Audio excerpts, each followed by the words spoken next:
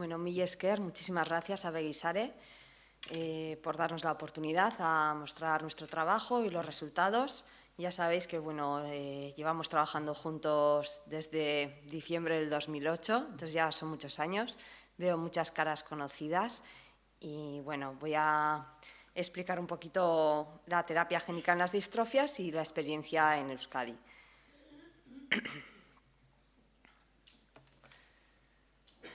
Cuando ya en el 2006, cuando nosotros empezamos a tener contacto con Begisare, salió un artículo en el Lancet que vaticinaba nuevos tratamientos en 5 o 10 años. Hasta entonces los pacientes no venían al hospital. Los pacientes, como no había tratamiento, muchas veces eran seguidos en el ambulatorio o incluso en oftalmólogos privados o incluso no se revisaban.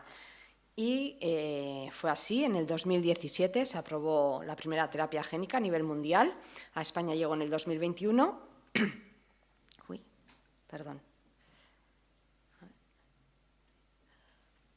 También se ha avanzado mucho en la edición genética. Las doctoras Charpentier y Doudna recibieron el Premio Nobel de Química en el 2020 y en el 2019 recibieron el Premio Princesa de Asturias. Se está avanzando mucho en las prótesis retinianas, en el ojo biónico, que sería como un implante coclear, pero en el ojo. Sí que hubo un boom hace unos 7 años y todavía la tecnología tiene que mejorar y ahora están en desuso esta tecnología, pero se está investigando. Y también, por último, cada vez es más frecuente el asesoramiento genético reproductivo y el diagnóstico genético preimplantacional en estos pacientes. El doctor Jaume Català ya ha explicado mucho, entonces yo voy a pasar un poquito rápido este tema. Son enfermedades minoritarias, se necesitan centros de referencia, porque sí que es cierto, cuando realizamos la residencia de oftalmología, yo creo que vi un paciente con una distrofia hereditaria de la retina. Ahora llevamos 657 pacientes revisados y al final, pues eso, cuantos más ves, más experiencia se tiene y mejor se trata a ese paciente. A día de hoy hay 2 centros de referencia y al centro de referencia se puede derivar cualquier paciente mediante una derivación SIFCO que lo realiza el oftalmólogo de su centro, no solo para tratamiento con Luxturna, pero también para un diagnóstico correcto. Hay muchos pacientes que les tarda mucho la genética o que no han entendido, que falta todavía, se ha analizado y solo tienen el resultado de un alelo y falta el segundo alelo. Entonces, para el diagnóstico, tanto clínico como genético, y para el seguimiento. Son unidades con carácter multidisciplinar, muy parecido al centro donde trabaja Jaume Català, solo que ellos trabajan en niños y adultos separados. Aquí en Osakidetza no hay un hospital pediátrico, sino que tenemos en los servicios de oftalmología oftalmólogos pediátricos y oftalmólogos que ven adultos. Entonces está compuesto por el servicio de oftalmología, luego tenemos la unidad de electrofisiología ocular, un servicio de genética que realizan el genotipado. Luego tenemos la suerte de tener en el hospital también la unidad de fertilidad para el asesoramiento genético reproductivo. Ya tenemos varios pacientes que han tenido hijos sanos gracias al diagnóstico genético preimplantacional. Y luego es una suerte contar con Begisare en el hospital. El día que pasamos la consulta de distrofias, está en el hospital el despacho de asociaciones y ya sabéis que en el hospital tenemos mucha presión asistencial y que hay muchas citas. Y claro, un diagnóstico, cuando les damos el diagnóstico, antes, cuando empezamos con la unidad, solo teníamos 10 minutos por paciente. En 10 minutos tienes que explicarle el diagnóstico al paciente o a los padres, que es hereditario. ¿Qué va a pasar en el futuro? ¿Existen o no terapias? Y solo tenemos 10 minutos. Ahora, gracias a la creación de la unidad, tenemos más tiempo por paciente, pero también tenemos la asociación al lado. Entonces, los pacientes, después de estar en la consulta, pasan a la asociación y allí les dan, pues, sobre todo tiempo, todo el apoyo psicosocial, la ayuda, y son una forma de comunicarnos. Muchas veces los pacientes van a la asociación y desde allí los asistentes sociales pues, nos contactan, pues este paciente le ha quedado esta duda, queríamos realizar esto, necesita un informe. Entonces es de gran ayuda tener a las asociaciones en el hospital. También tenemos el centro de investigación, hasta ahora era Biodonosti, ahora se llama Bioguipúzcoa. y el grupo de neurodegeneración sensorial, que como coordinadores está el doctor Javier Ruiz de Rayo, realizamos la investigación en genética, y lo que se está realizando son paneles de secuenciado del genoma completo. Ahora lo que se realizan son paneles del exoma y se realizan en los hospitales y se llama diagnóstico genético el clínico, pero un 30% de los pacientes van a tener un resultado negativo. Y en esos es donde entra la investigación. Ahí mandamos la muestra al biobanco y, según los proyectos y la financiación, se les realiza el genoma completo. ¿Qué encontramos ahí? Nuevas mutaciones, nuevos genes, que hay que saber si son causa de la enfermedad o no. Y para ello hay que hacer estudios funcionales, investigaciones en células o en modelos animales. Y eso lleva mucho tiempo, pero es muy importante tener esa colaboración con los servicios de genética de Osakidetza. También tenemos terapias dirigidas en modelos animales, y muchos de vosotros ya habréis escuchado las charlas y los resultados de Javier Ruiz Ederra, que están desarrollando un tratamiento neuroprotector que serviría para proteger el daño de la retina en todos los pacientes, independiente del gen. También realizamos ensayos clínicos, formación a residentes, a estudiantes y a rotantes externos. Y por último, en la unidad, en el Hospital Donostia, tenemos la unidad de enfermedades raras, tanto de pediatría y adultos, porque muchas de las distrofias hereditarias también se asocian a otras enfermedades que no son del ojo, son las formas sindrómicas. Y entonces derivamos a los pacientes para que les valoren de una forma integral. En las unidades de referencia creamos protocolos, también estamos creando protocolos con la red Sharea. Tenemos un diagrama del proceso diagnóstico, terapéutico y seguimiento de los pacientes. A todos los pacientes se os trata de la misma forma, se os ofrece todos los tratamientos, y lo que creo que sí que valoráis mucho es el consejo genético, el asesoramiento genético, tanto de cara a la orientación escolar laboral, pero también el asesoramiento genético reproductivo. Esta diapositiva es quizá un poco técnica, pero sí que me gustaría, que aquí hay muchos pacientes, pues explicaros un poquito. Cuando damos un diagnóstico genético en el informe, muchas veces leéis que hay unas variantes. Entonces, variantes son variantes de nuestro ADN. Todo el mundo tiene variantes de la normalidad. Algunas variantes van a ser benignas, que no cambian el funcionamiento de la célula, y otras variantes van a ser patogénicas, que producen enfermedad. Y las que son patogénicas son las que denominamos mutaciones y causa de la enfermedad. Cuando se realiza un estudio genético, normalmente tenemos diferentes variantes. La 1 y la 2 son variantes benignas, que serían pues, una variante de la normalidad. Eso no aparece en los informes. Luego tenemos las variantes 4 y 5, que son probablemente patogénica y patogénica, que sí que serían causantes de la enfermedad. Pero luego tenemos un montón de variantes clase 3, que son las de significado clínico incierto o VUS, Variant of Uncertain Significance. Esa significa que todavía no hay estudios suficientes, o tiene que haber diferentes familias a nivel mundial, tiene que haber publicaciones respecto a esa variante para decir que es patogénica. Entonces, en ese caso, les decimos a los pacientes que puede que sea causa o no. Y lo que solemos realizar es, cada cierto tiempo, pues a los 4 o 5 años, hay que valorar otra vez esa variante, porque a veces pasan a clase 4 o a clase 2. O si tenemos proyectos de investigación, se puede ver si esa variante, mediante ensayos funcionales, es patogénica. Realizamos diferentes ensayos clínicos en la unidad y, sobre todo, hemos participado en ensayos clínicos para la retinosis pigmentaria ligada al cromosoma X, que algunos pacientes de Osakidetza habéis participado. En la unidad todavía no hemos llegado a los 1000 pacientes, pero bueno, cuando se creó el CESUR, en el 2020 éramos solo 405 pacientes, y a septiembre del 2023 tenemos 657 pacientes registrados en la unidad. De ellos, genotipados están alrededor de 550 pacientes.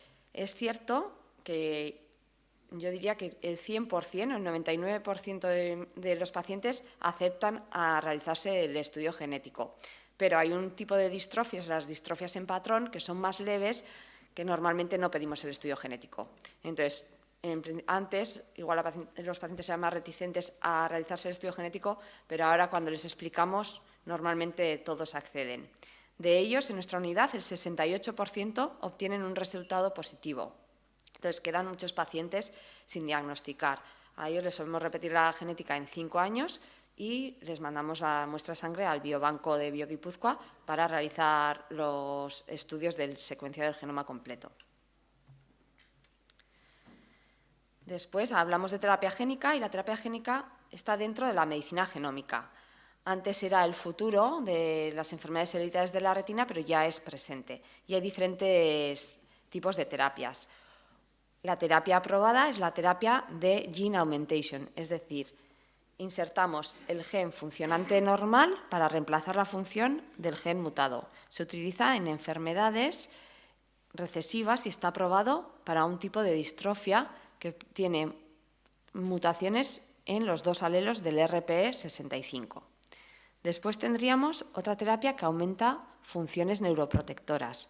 Este tipo de terapia es introducir un factor que evita el estrés oxidativo de las células y enlentece la progresión de la enfermedad y se podría utilizar en todos los pacientes.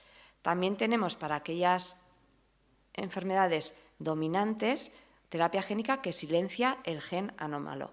Y ya ha habido ensayos clínicos ya en fase avanzada para amaurosis congénita de Leber debido a mutaciones en el CEP290, para la retinosis pigmentaria dominante debido al gen RHO, que es el gen más frecuente, y se utilizan oligonucleótidos antisentidos o RNA de interferencia. Lo que hacen es bloquear el RNA mensajero, que es el que va a traducir las proteínas y la función celular. Después tendríamos la edición genética, que habréis oído escuchar al profesor Millán de Valencia, que es el CRISP, que es el corta y pega retiniano. Y sería un poquito lo mismo. Lo que hacen es la parte del ADN que es anómala, se corta y se vuelve a unir el ADN. Después tendríamos la optogenética, que también tuvo un boom hace un par de años, que serviría para estadios avanzados de la enfermedad. Y se introduce mediante cirugía un gen que codifica para una proteína de canal sensible a la luz y los pacientes recuperan un poquito la movilidad y la luz. También hay un ensayo clínico que se ha visto, los pacientes llevan unas gafas, este tipo de terapia sería como las prótesis retinianas y se ha visto que mejora la deambulación. Y por último, tendríamos la reprogramación genética, que es el rejuvenecimiento del ADN. En esta diapositiva os muestro todos los ensayos clínicos en marcha en distrofias retinianas. En rojo os he puesto los más avanzados. Entonces es muy importante tener la genética, tener registros para poder optar a esos ensayos clínicos o si salen terapias para poder tratar a los pacientes. Hay muchos pacientes a nivel estatal que no están diagnosticados. Aquí en Osakidetza, en Euskadi, yo creo que vamos un poquito por delante. Se empezó en el 2009 a genotipar a los pacientes y hay muchos pacientes ya genotipados. Pero es muy importante recibir el resultado y tener registros. Entonces, atentos porque vendrán terapias quizás para la retinosis pigmentaria ligada al X debido a mutaciones en el RPGR, para otros tipos de amaurosis congénita de Leber, para el síndrome de Usher, para el Stargardt, para la cromatopsia y para la coroideremia. En la EMA, que es la agencia que aprueba los medicamentos en Europa, la FDA en Estados Unidos, tienen un programa para fármacos prioritarios. Es decir, son para fármacos, por ejemplo, enfermedades minoritarias, que es más difícil aprobar un fármaco y les dan prioridad para aprobarlos. En oftalmología, todos los fármacos son de terapia génica y, sobre todo, para distrofias, para la cromatopsia congénita, para el RPGR, para la amaurosis congénita del Leber, que sí que es cierto que se paró el ensayo clínico porque no alcanzó los criterios de mejora. ¿Y qué es lo que pasa con las distrofias? ¿Cuáles son los criterios de mejora? Para los fármacos en oftalmología los criterios de mejora son la agudeza visual, pero un paciente de baja visión ya tiene una baja agudeza visual. Entonces hay que medir otras cosas como el test de movilidad o test de contrastes, test de sensibilidad, y ahora hay reuniones con la EMA para poner esos criterios de mejora. Y luego vienen también terapias génicas, por eso muchos laboratorios están muy interesados para la degeneración macular asociada a la edad, que es una enfermedad muy prevalente. Voy a pasar a la segunda parte de la charla y os voy a presentar la experiencia en Euskadi de la terapia génica de Luxturna. Luxturna se aprobó para pacientes con un tipo de distrofia con mutaciones en el RP65. La prevalencia estimada es de 1 de 200.000. Si cogemos la población española, habría 237 casos. De esos casos, la mitad serían tratables, porque muchos pacientes, si ya la retina está en estadio avanzado, pues no se puede ofrecer la terapia génica. A día de hoy, no sabría decir la cifra, pero habrá menos de 30 pacientes tratados. ¿Por qué? Porque no están genotipados en el territorio español, porque no hemos encontrado a todos los pacientes. Quizá la prevalencia de España sea menor, pero sí que es cierto que hay en muchas comunidades que hay que trabajar en el genotipado. Y os presento cómo se desarrollan los fármacos. Este es el desarrollo de Luxturna. Tardó 20 años en desarrollarse. Y nuestra unidad pues sí que ha tenido un poquito de relación con los que han desarrollado esos fármacos. Primero se encontraron las mutaciones y después se realizan los estudios, las investigaciones en modelos animales. Se utilizó el modelo canino, el perro Braillard. Y tuvimos la suerte que Beguisare, creo que fue diciembre del 2008, trajo a la reunión anual a Gustavo Aguirre, que tenía descendencia vasca, pero es el investigador principal en la Universidad de Pensilvania. Y nos comentó que los resultados eran buenos y que se iba a comenzar ya el ensayo clínico en humanos y que nuestro objetivo tenía que ser genotipar a todos los pacientes. Llamaron a la puerta al gerente del hospital, al jefe de servicio del Hospital Donostia, y entonces era residente y bueno, pues me dijeron, puedes realizar la tesis doctoral haciendo el estudio genético y clínico de todos los pacientes, y así vamos a coger a todos los pacientes de Guipúzcoa. Y así empezamos un poquito realizando el estudio genético en Biodonostia y reclutando a todos los pacientes. Así creamos la unidad y en 2017 se aprobó el fármaco en Estados Unidos. Este fin de semana he tenido la oportunidad de estar en la reunión europea de acromatopsia congénita en Tübingen, que es centro de referencia en Alemania, y la doctora invitada fue Jean Bennett, que fue la que desarrolló el ensayo clínico en Pensilvania en humanos. Ella, junto con su marido, el doctor Maguire, que es el que realizaba las cirugías. Y nos explicó un poquito que, claro, ella empezó hace 20 años, que le decían pues bueno, que eso era ciencia ficción, que tuvieron que tener ellos las reuniones con la FDA para poner los criterios de mejoría de visión. Ellos crearon el test de movilidad y bueno, que tuvieron muchos obstáculos, pero que al final pues bueno, vieron la luz y fueron buenos los resultados y se aprobó el fármaco. Y en 2021 pudimos tratar al primer paciente en Osakidetza. La paciente, bueno, todos le conoceréis, Auxoa, y tenía 28 años cuando realizamos el tratamiento. El diagnóstico fue a los 4 años y en el Hospital Donostia el primer registro teníamos en el 2006. Entonces se le realizó el estudio genético y fue negativo. Por eso siempre comentamos entre los oftalmólogos que hay que revisar de cuándo es ese estudio genético, porque la genética ha avanzado mucho. Entonces, los pacientes que tengáis un estudio genético antiguo de más de 10 años y negativo habría que repetirse, ¿vale? Porque antes la tecnología era, pues bueno, se miraban solo unos genes, los más frecuentes, y ahora se encuentran muchos más resultados.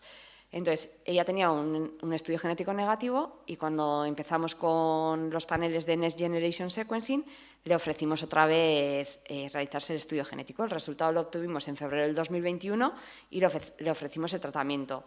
Era una paciente que le veíamos desde el 2009 todos los años, ya teníamos una relación personal y bueno, pues le expliqué que claro, era la primera vez que íbamos a realizar el tratamiento, que lo mismo para ella era la primera vez, para nosotros también, y que bueno, que los resultados eran buenos, pero que había que ver y que bueno, que había que tomar la decisión de aceptar el tratamiento o no.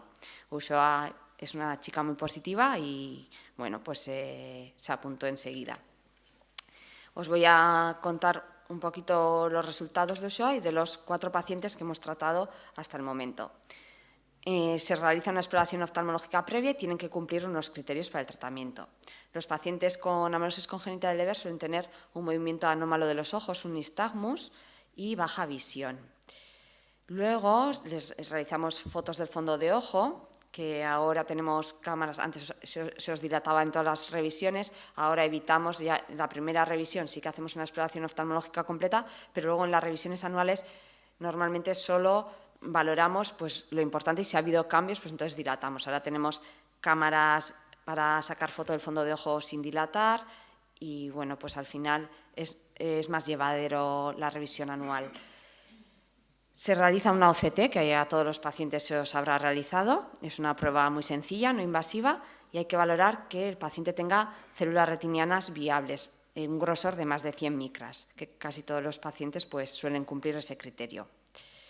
Luego también hay que realizar todo tipo de pruebas. Esta es la electrofisiología ocular, que a muchos de vosotros habrán realizado, que es una prueba un poco engorrosa, os dilatan la pupila, os ponen unos electrodos en la córnea y os dan unos flashes. Se aprobó en mayo del 2021 y bueno, como ya habíamos montado la unidad, éramos CESUR, pues ya sabíamos que iba a venir el tratamiento. La verdad es que por parte de Osakidetza la aprobación fue rapidísima y pudimos tratar a la segunda paciente del Estado en julio del 2021. Esta es la cirugía de uno de los ojos y lo que se realiza, os voy a pasar el vídeo, ¿vale? Es justo en el momento en el que realizamos la inyección del fármaco. Entonces realizamos con un microscopio especial que tenemos una OCT integrada y lo que inyectamos es el fármaco a nivel subretiniano y creamos un desprendimiento de retina localizado que a las 24 horas ya se ha reabsorbido. Todos los pacientes tratados hasta ahora no hemos tenido complicaciones quirúrgicas. Y estos son los resultados. Nosotros desarrollamos, no está estandarizado el test de movilidad, entonces cogimos el ensayo clínico y copiamos el test de movilidad pues, con las medidas y lo realizamos en una sala en el servicio de oftalmología y es un test en el que valora un test de obstáculos a diferentes iluminaciones de la sala. Este es el test con una iluminación de 4 lux, que sería como una noche de verano sin nubes, y vais a ver a la izquierda cómo Ushoa empieza a realizarlo antes del tratamiento. Ushoa es muy positiva y a veces incluso nos hacía un poco de trampa para, pues eso, tocas con el pie, pues ves que hay una cosca. Y era incapaz de acabar el circuito.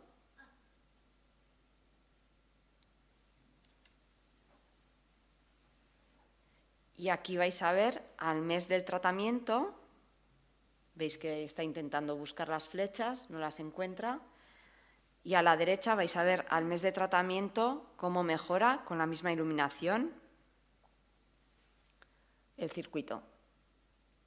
Cada vez que realizamos el circuito cambiamos los obstáculos y las flechas. ¿Ya veis la diferencia?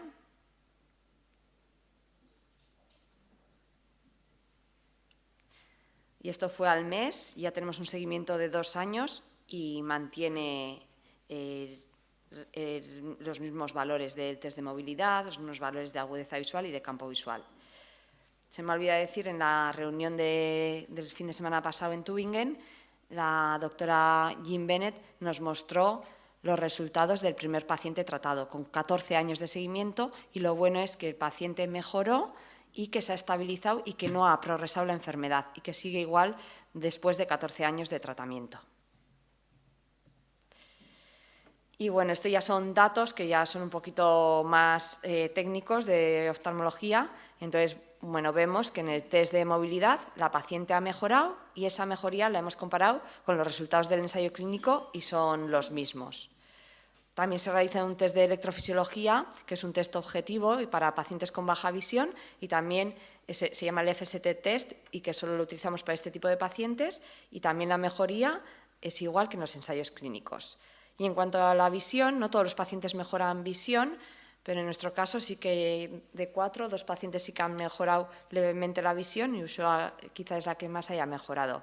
Le seguíamos desde el 2006 y, bueno, no sé si algunos igual ya estáis familiarizados con la agudeza visual.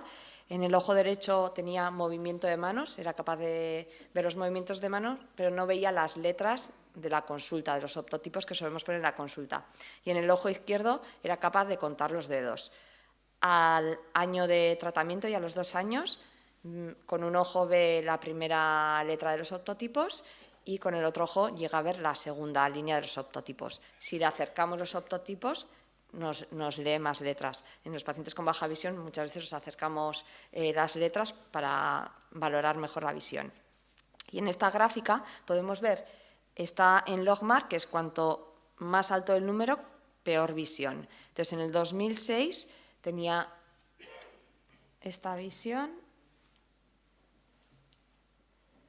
y cuando le fuimos a tratar en el 2021 había empeorado mucho la visión. Después del tratamiento veis un cambio brusco que se mantiene en el tiempo, incluso ha ido mejorando un poquito, a niveles del 2009 y 2012. Es decir, hemos mejorado su visión hace 10 años y se está manteniendo en el tiempo.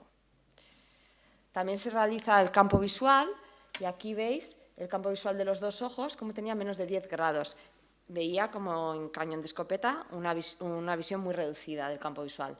Al mes ya vemos la mejoría del campo visual y justo la mejoría es en el área de inyección del fármaco. También se realiza un tipo de campo visual central y ahí también se han visto mejorías. Luego les hacemos seguimiento, las revisiones son largas, tardamos 2 días, les hacemos todo tipo de pruebas porque están dentro del ensayo clínico postautorización y bueno, vemos que no hay complicaciones de la cirugía. Sí que se suele ver en algunos pacientes un poquito de atrofia a la cicatriz donde hemos inyectado el fármaco.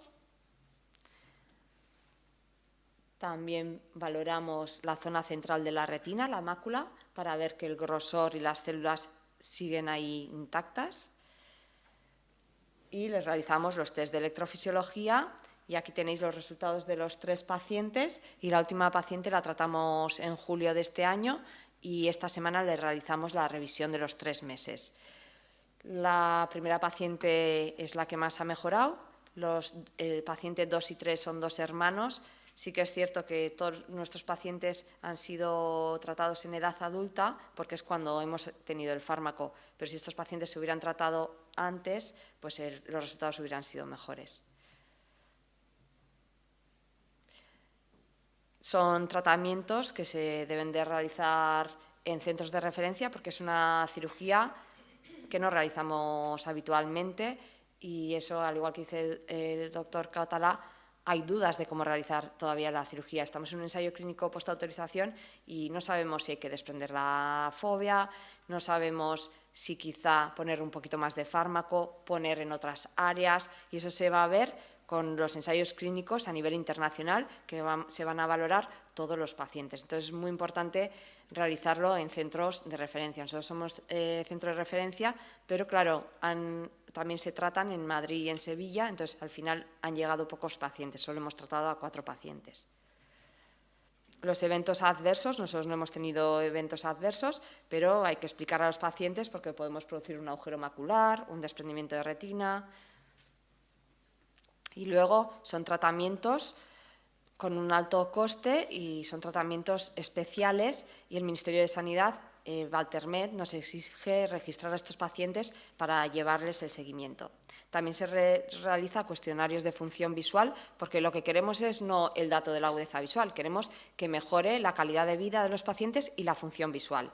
Estos son los resultados de la primera paciente y los resultados son muy positivos, mejores incluso que el ensayo clínico. Pero aquí también al final los cuestionarios son subjetivos y quizá en países anglosajones los pacientes no son quizás tan positivos.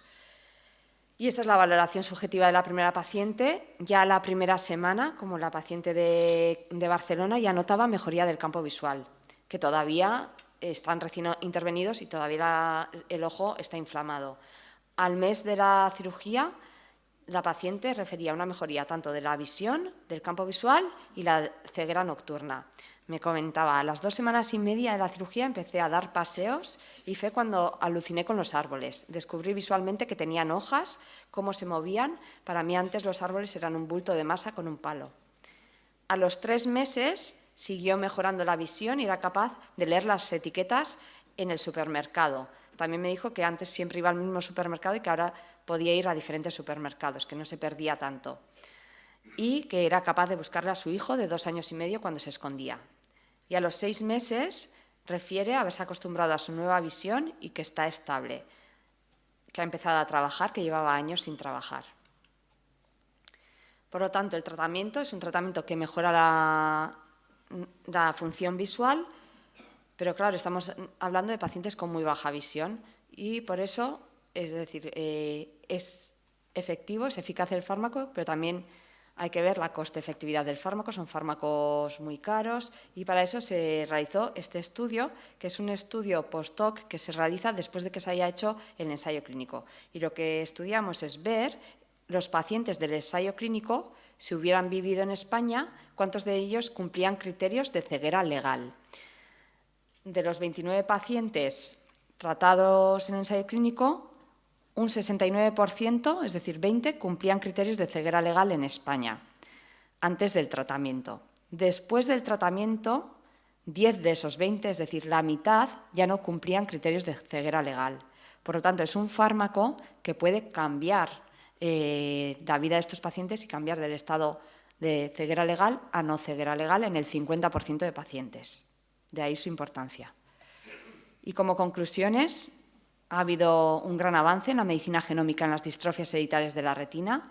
Los resultados de la terapia génica son prometedores y la importancia de los centros de referencia, porque podemos tener muchos pacientes de enfermedades minoritarias, así los laboratorios contactan con nosotros para poder ofrecerles los ensayos clínicos, podemos estar dentro de las redes europeas y podemos ofrecer a nuestros pacientes un tratamiento altamente especializado y multidisciplinar.